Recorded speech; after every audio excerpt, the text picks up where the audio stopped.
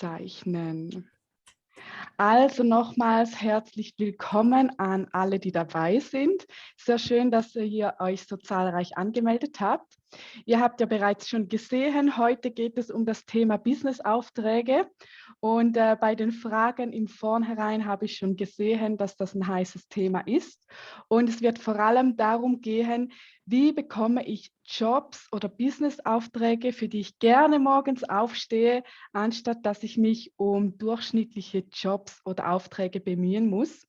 Und wir haben auch geschrieben, extra als Zielgruppe, es sind Jobs und Business-Aufträge, weil sich der Vortrag heute Abend an Arbeitnehmer, aber auch selbstständige Unternehmer richtet. Also das ist einfach noch wichtig für euch zu wissen. Ihr kommt alle heute Abend auf eure Kosten.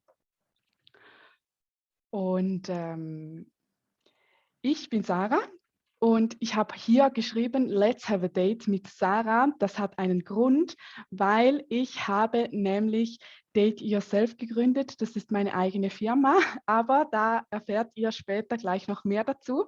Ich bin 29 Jahre alt, ich wohne in St. Gallen und ja, hier in einer Mädels-WG mit meiner besten Freundin.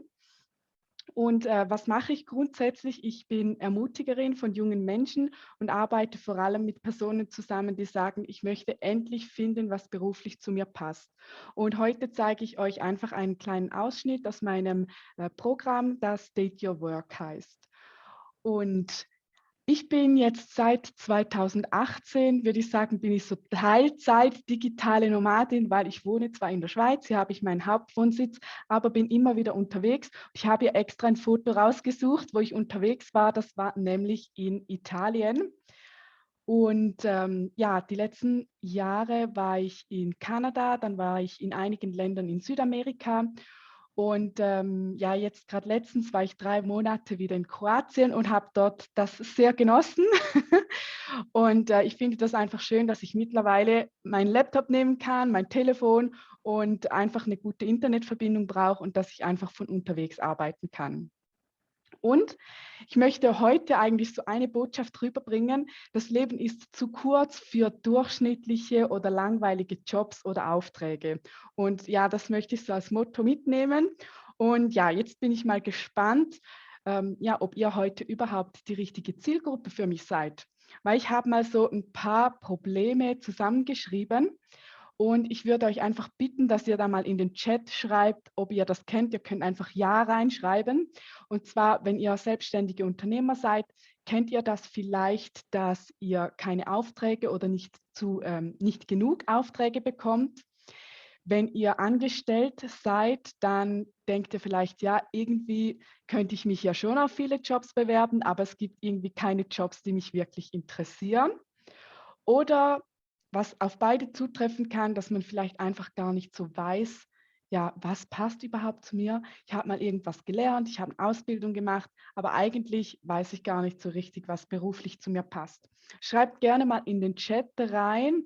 Ich habe den jetzt hier offen, ob ihr das überhaupt kennt, ob ihr das auch schon ja, gedacht habt. Da kommen schon die ersten Nachrichten. Ja, ja, ja. Gut, da bin ich sehr beruhigt. Das heißt nämlich, ihr seid heute richtig hier.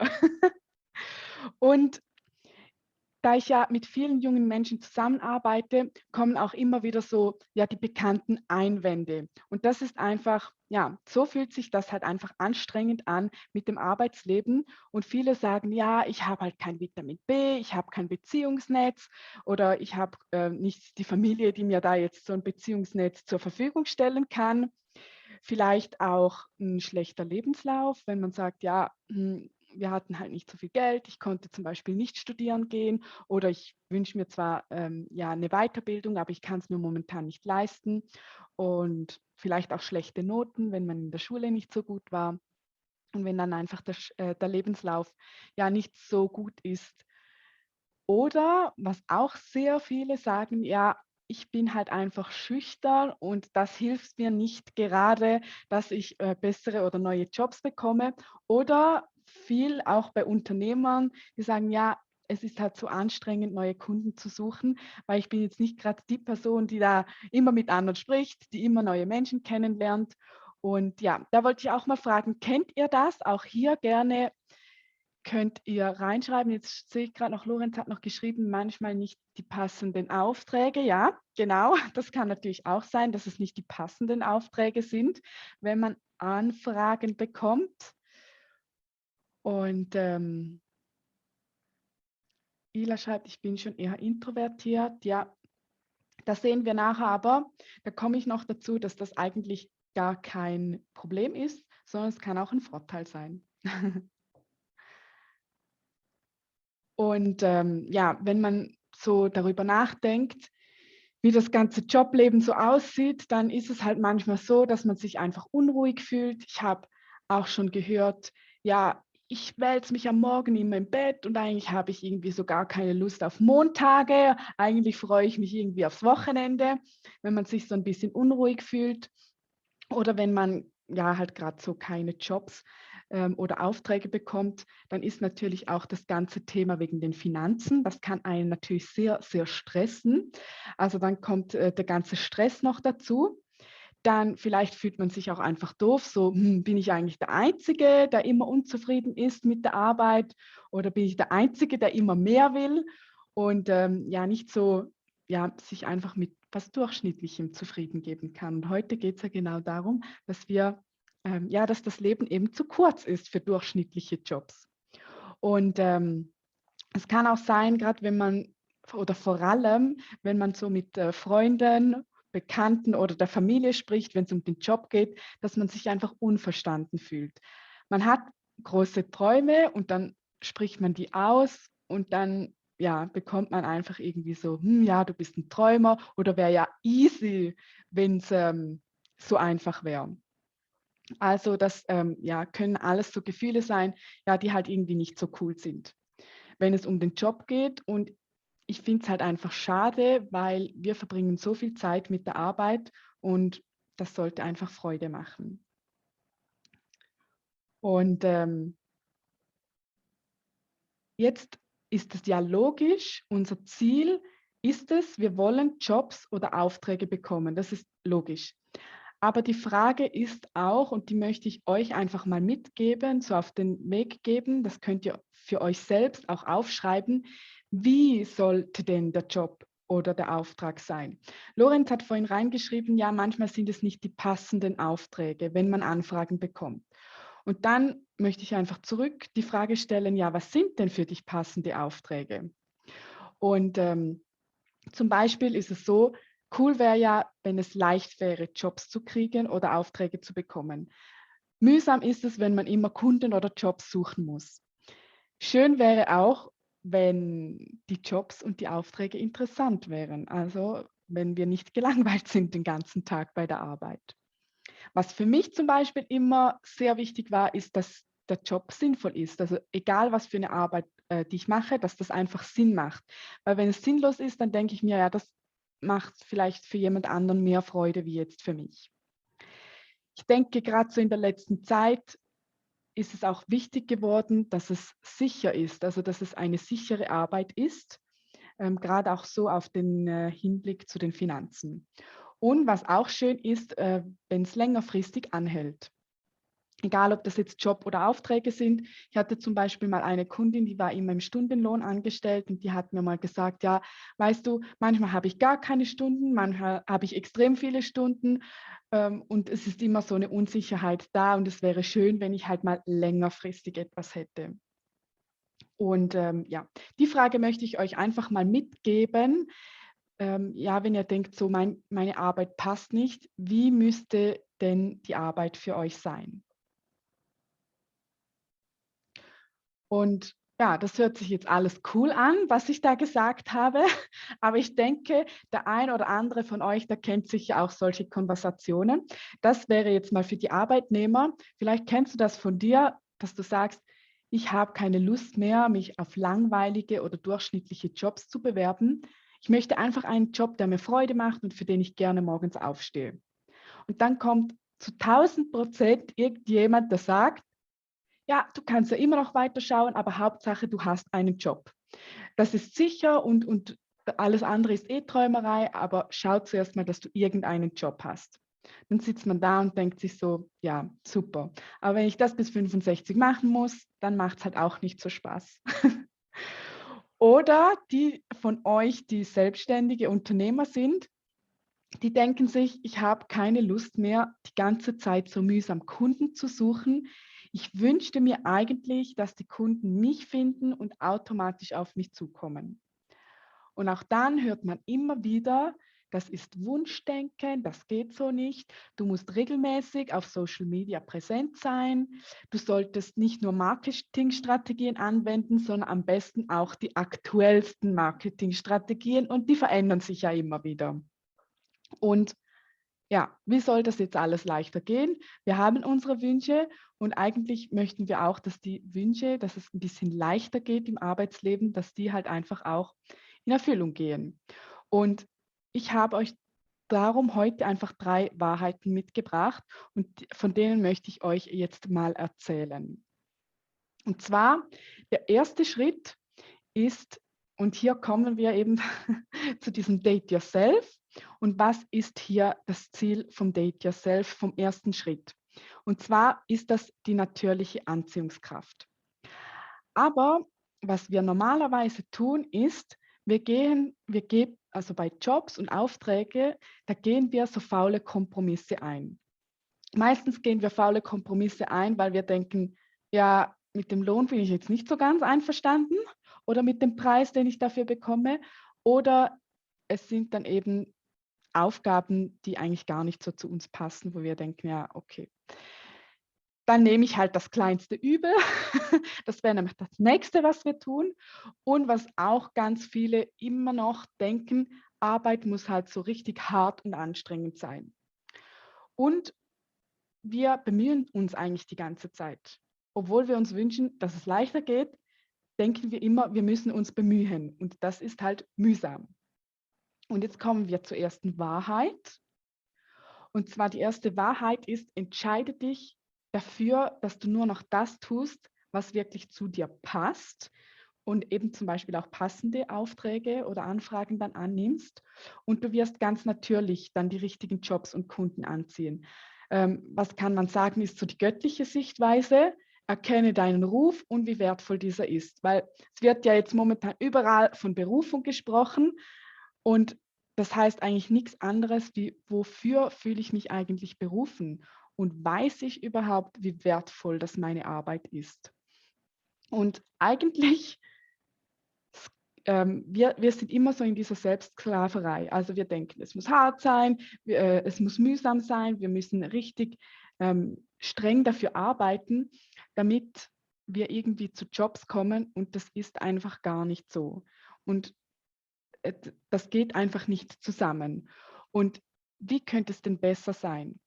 Date Yourself heißt eigentlich praktisch gesehen, dass wir was arbeiten, was Sinn für uns macht und auch was uns Freude macht. Weil überleg dir mal, wenn du jetzt Chef von einer Firma wärst, du müsstest neue Mitarbeiter einstellen und die denken sich, ja, das ist halt das kleinste Übel und ich mache halt den Job, damit ich irgendetwas habe, würdest du den wahrscheinlich auch nicht einstellen, sondern du würdest jemanden einstellen, der sagt, ich habe richtig Bock für dieses Unternehmen zu arbeiten und das macht mir Freude. Und das ist sinnvoll, was ich da mache. Und ich finde, Date Yourself, das ist eigentlich eine innere Einstellung. Und es geht auch darum, dass wir einfach unser Bestes zeigen. Ich liebe zum Beispiel das Beispiel, dass man pünktlich und zuverlässig ist. Ich finde, wenn man zuverlässig ist und wenn man immer so sein Bestes gibt, dann ist es überhaupt erst möglich, dass man Folgeaufträge bekommt oder Jobangebote von anderen. Und mir persönlich ist das schon sehr oft passiert, dass mich Menschen angesprochen haben und gesagt haben, wow, ich möchte gerne, dass du bei mir im Team arbeitest, aber das macht ja niemand, wenn ich nicht mein Bestes gebe. Also bin ich eigentlich immer bestrebt, so mein Bestes zu geben und ich finde das halt, das ist eine extrem innere Einstellung und wenn ich die nicht habe, dann ist es auch nicht verwunderlich, wenn ich jetzt nicht automatisch angefragt werde für Jobs oder von Kunden. was wir uns ja eigentlich wünschen würden. Und ganz wichtig, ich lasse alles sein, was nicht meins ist und was nicht zu mir passt. Also wenn ich eigentlich schon weiß, dass dieser Job jetzt nicht so wirklich für mich gemacht ist, dann sollte ich schon das auch lieber sein lassen, weil sonst verschwende ich einfach meine Zeit. Und dazu gehört natürlich auch viel Vertrauen, aber ich denke, es ist ganz wichtig, weil wir sehr viele Dinge tun wollen, aber wir sollten uns darauf fokussieren, was wirklich zu uns passt. Und dann kommen wir schon zum zweiten Schritt. Das ist der Schritt Date Your Work. Was ist das Ziel von diesem Schritt? Dass wir Freude anstatt Stress haben. Normalerweise bewerben wir uns für Jobs, die dem Lebenslauf entsprechen. Denkt sich jetzt wahrscheinlich jeder, ja, das ist ja logisch. Nicht ganz. Wir sind sehr oft im Stress und wir lassen uns auch stressen von anderen. Und auch ein großer Punkt, wir treffen sehr oft des Geldes wegen Entscheidungen. Und ich behaupte jetzt einfach mal, dass das ein sehr schlechter Ratgeber ist. Aber kommen wir zur Wahrheit. Ich finde, dass das, was extrem Wichtiges ist, dass wir wissen müssen, dass wir erst kluge Entscheidungen treffen können, wenn wir in der Ruhe sind. Ob wir zum Beispiel einen Job annehmen oder einen Kundenauftrag. Weil erst wenn wir in der Ruhe sind, dann können wir überhaupt auf die innere Stimmung oder auf die innere Stimme oder auf die innere Führung hören. Und eigentlich wissen wir in uns immer, okay, ich hätte den Job vielleicht nicht annehmen sollen, weil eigentlich wusste ich schon, dass der Job mich nicht glücklich macht.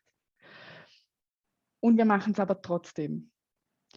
Und was ist eigentlich so hier wieder die göttliche Sichtweise? Ich sollte raus aus dem Stress kommen und rein in die Ruhe. Und auch das braucht natürlich wieder Vertrauen.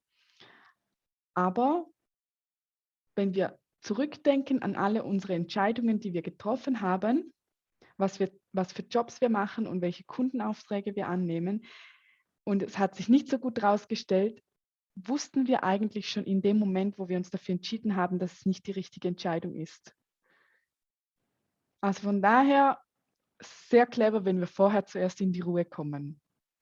Und wie können wir das praktisch wieder machen? Wir können aus der Ruhe heraus säen, von morgens bis abends. Was heißt das? Und auf die inneren Impulse achten. Ich möchte euch ein kurzes Beispiel erzählen von einem jungen Mann. Dem habe ich eigentlich nur gesagt, er soll in die Ruhe kommen. Und er hat dann überlegt, was so in seinem Job nicht so ganz stimmt und hat sich dann getraut, aus der Ruhe heraus endlich das Gespräch mit seinem Chef zu führen und hat direkt nach einer Stunde die Bestätigung bekommen, dass er eine Lohnerhöhung bekommt. Vorher war er nur im Stress, im Stress, im Stress, im Stress, hat nie das Gespräch gesucht. Ich habe ihm nur einen Satz gesagt, komm in die Ruhe, und er konnte eine clevere Entscheidung treffen. Und ich habe schon ganz coole Aufträge in der Ruhe bekommen. Das habe ich hier unten reingeschrieben, für mich eigentlich so ein bisschen als Spickzettel. Bei einem Abendessen, ich war mal eingeladen zum Abendessen und es war ein richtig schöner Abend und ich habe dann die Inhaber kennengelernt von dem Restaurant und ich war denen irgendwie so sympathisch, dass die gesagt haben, irgendwann wollen wir mit dir zusammenarbeiten, aber es braucht noch ein bisschen Zeit. Ein Jahr später kriege ich einen Telefonanruf, die wollen jetzt mit mir zusammenarbeiten und zwar gerade ein ganzes Jahr lang. Und ich habe nichts dafür gemacht. Ich war einfach da beim Abendessen und habe halt erzählt, wie viel Freude mir meine Arbeit macht. Und was anderes ist mir genau gleich passiert. Ich hatte mal einen Zoom mit einer Freundin, weil die ein bisschen weiter weg wohnt und habe ihr so erzählt, was ich mache. Und irgendwann sagt sie, ja, ich will auch mit dir zusammenarbeiten und auch direkt ein halbes Jahr. Obwohl normalerweise mache ich gar keine Jahres- oder Halbjahresaufträge. Ich mache halt für gewisse Personen mache ich Ausnahmen. Und das war nur, weil ich mir einfach Zeit für die Menschen genommen habe. Und ich habe ganz am Anfang erzählt, dass ich ja in Kroatien war und ich war da auf einer Vacation und ich hätte da eine neue Unterkunft gebraucht.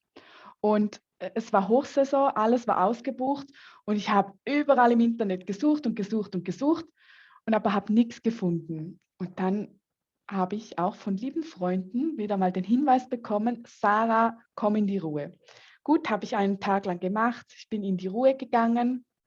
Am nächsten Tag habe ich nur noch ein E-Mail bekommen mit Bestätigung von einer Wohnung, die ich bekommen habe für eine Woche zum Workation machen. Also für die, die das vielleicht gar nicht kennen, also das ist Work und Vacation, also arbeiten und Urlaub machen. Und ja, und dann noch zu einem Spitzenpreis, der eigentlich gar nicht normal ist für Hochsaison, sage ich jetzt mal, im Sommer. Und es war einfach auch wieder genial. Ich habe einfach gedacht, ich muss in die Ruhe kommen. Am nächsten Tag war alles schon organisiert. Also wenn ihr mich jetzt fragt, ja, funktioniert das wirklich mit dieser Ruhe? Das sind alles Beispiele, wie es wirklich funktioniert. Ich kann euch nur von meinem Beispiel erzählen. Gut, dann kommen wir noch zum dritten Schritt. Jetzt muss ich mal schauen, wie sind wir denn zeitlich? Ja, gut. Das ist das Thema Date Your Money. Alle fragen mich immer zum Thema Geld. Also kommt heute auch das Thema Geld, weil das Ziel ist, wir wollen natürlich, dass das Geld zu uns fließt. Aber was machen wir normalerweise? Wir denken, nur durch unsere Arbeit kommt Geld rein. Denkt sich jetzt auch wieder jeder, ja, das ist ja normal. Auch nicht so ganz normal. Ich zeige euch nachher, was es noch für Wege gibt. Wir sorgen uns ständig ums Geld, immer, vor allem wenn wir zu wenig haben, haben wir immer Sorgen, ob das Geld reicht. Und je weniger wir haben, desto knausriger werden wir mit uns und mit anderen. Und die Wahrheit ist, wenn wir uns endlich mal für alle Wege öffnen würden, dass das Geld zu uns fließt, dann würde das Geld immer zu uns fließen. Und zwar egal, ob wir hart arbeiten, ob wir überhaupt arbeiten oder ob wir auch leicht arbeiten. Und hier wieder die göttliche Sicht ist eigentlich auch logisch, unsere Wege sind begrenzt. Wir denken halt ja nur so oder so könnte jetzt das Geld zu uns kommen, aber es gibt so krasse Beispiele von meinen Kunden auch wieder und von mir, die ich euch gleich erzähle, wie das Geld auch noch reinfließen könnte. Und die Wege sind manchmal so krass, die kann man sich gar nicht selber auswählen oder die könnte man sich gar nicht ausdenken. Und darum praktisch, was heißt Date Your Money? Wir dürfen mit dem Finanzsegen rechnen, auch wenn wir gar nicht wissen, wie das Geld jetzt reinkommen soll. Weil grundsätzlich, wenn wir ja unsere Berufung gefunden haben und gerne arbeiten, ist ja egal, wie das Geld rauskommt. Hauptsache, wir können das tun, was uns Freude macht. Und wir dürfen, während wir Geld verdienen, sage ich jetzt mal, bis das Geld da ist, auch wenn es jetzt noch nicht da ist, dürfen wir einfach unseren Weg genießen. Und darum sage ich auch immer, jeder sollte hoffentlich eine Arbeit haben, die ihm Freude macht und für die er eben gerne aufsteht, sonst ist der Weg ja relativ mühsam. Und wir sollten großzügig sein mit uns selber und auch mit anderen. Und ich habe hier auch wieder so ein paar Beispiele aufgeschrieben. Zum Beispiel habe ich letztens, also ich weiß jetzt gar nicht, ob alle aus der Schweiz sind, die heute hier zuhören, aber bei uns in der Schweiz gibt es so eine App, Twint, und da kann man sich gegenseitig so Geld überweisen. Dann bekomme ich letztens einfach eine Benachrichtigung auf mein Telefon, dass ich Geld per Twint bekommen habe. Ich denke mir so krass. Dann ist einfach gestanden, damit du dir wieder mal ein schönes Abendessen gönnen kannst. Und ich war total geflasht, weil ich dachte, hä, also mit dem habe ich ja gar nicht gerechnet. Eine Freundin von mir, die hat einen neuen Job bekommen, ohne sich zu bewerben, für den sie sich nie beworben hätte, weil sie gedacht hat, das kann sie gar nicht. Den Job hat sie einfach bekommen und sie verdient jetzt doppelt so viel wie vorher. In einer Branche, wo sie auch gesagt hat, ja, da kann man gar nicht mehr verdienen, aber scheinbar ist es möglich. Dann habe ich letztens auch wieder eine Rückzahlung vom Staat bekommen. Das waren 300 Franken und dann denke ich mir auch, wow, mit dem Geld habe ich auch gar nicht gerechnet, aber ich habe halt zu viel was bezahlt. Also manchmal, das ist so schräg. Dann habe ich noch Lottogewinn aufgeschrieben. Das ist ja ein Klassiker.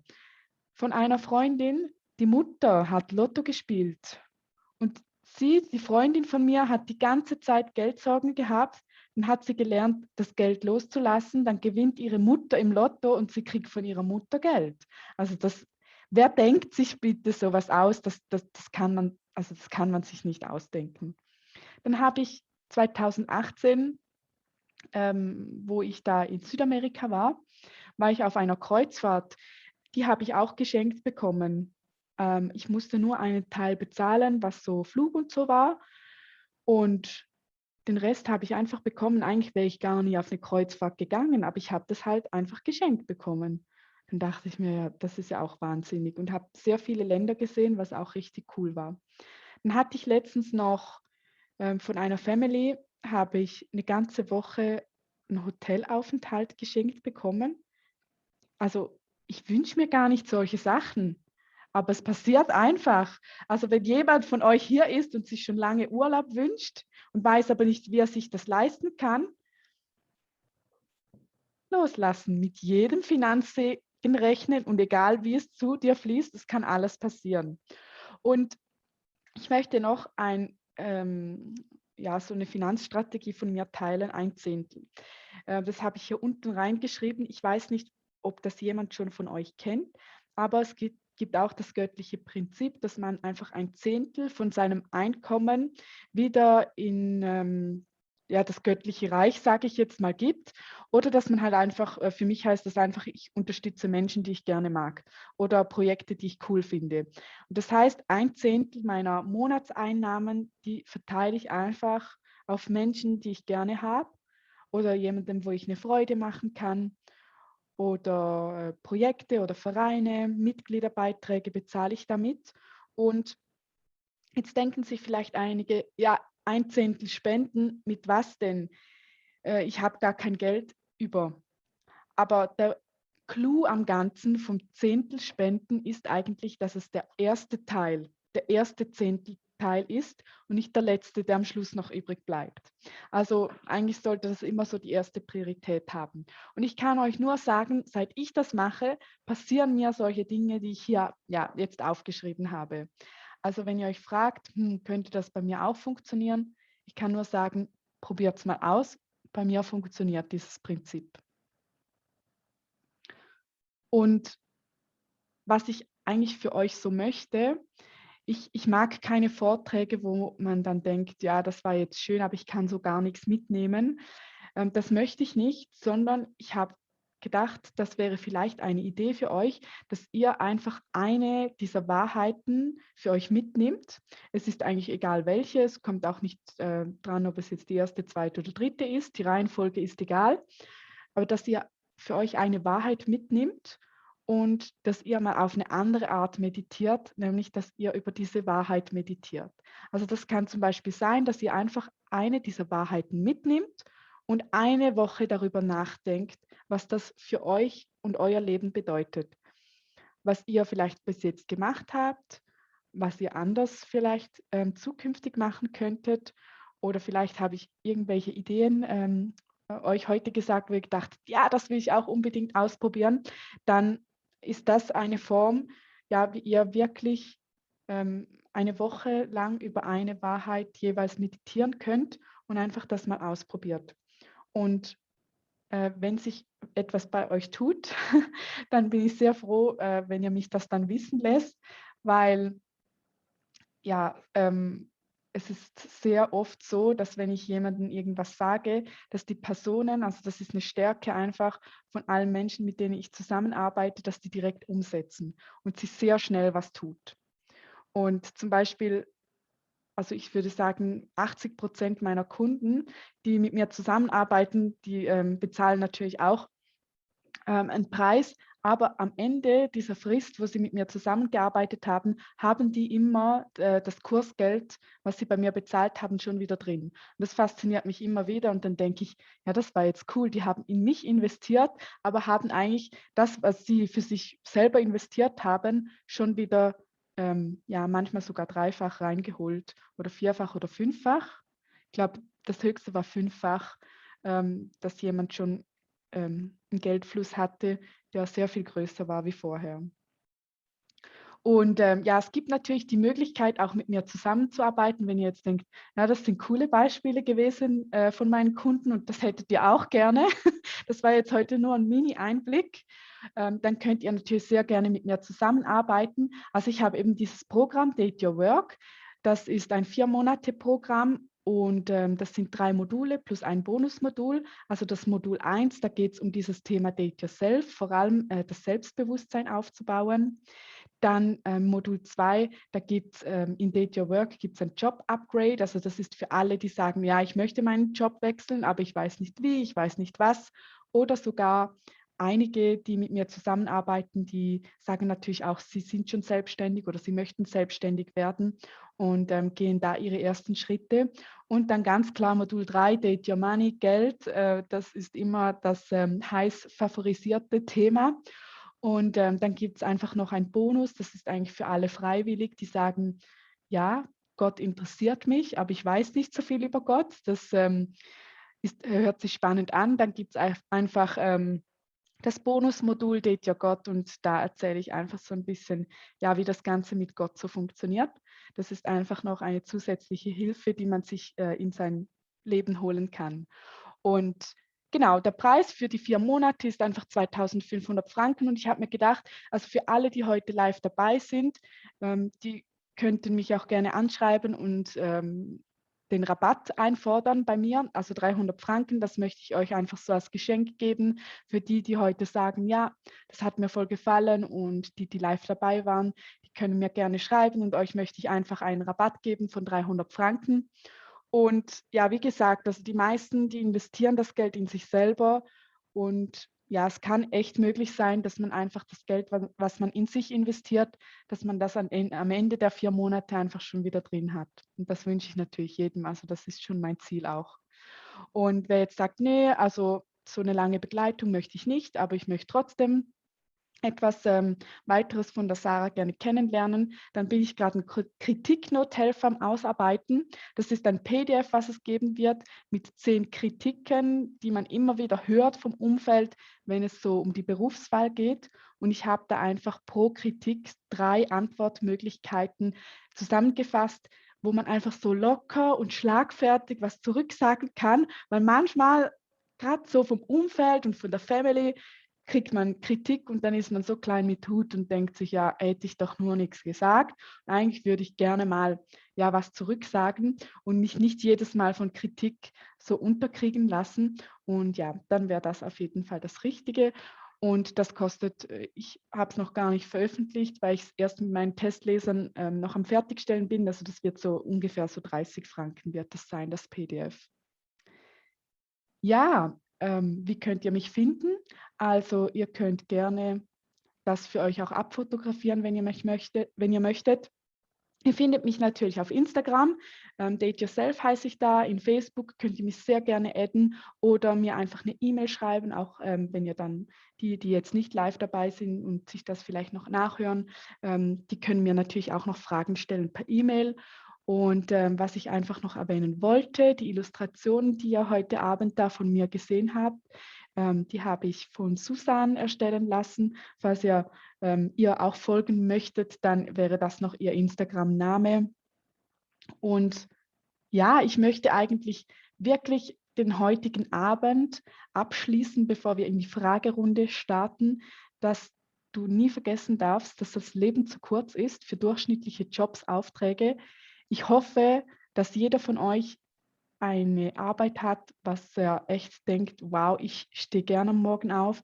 Ich, auch am Montag, ich warte nicht mehr aufs Wochenende, ich warte nicht mehr auf den Urlaub, ich warte nicht, bis ich Rentner oder Rentnerin bin, sondern ich habe jetzt schon Freude daran, weil wir einfach so viel Zeit bei der Arbeit verbringen.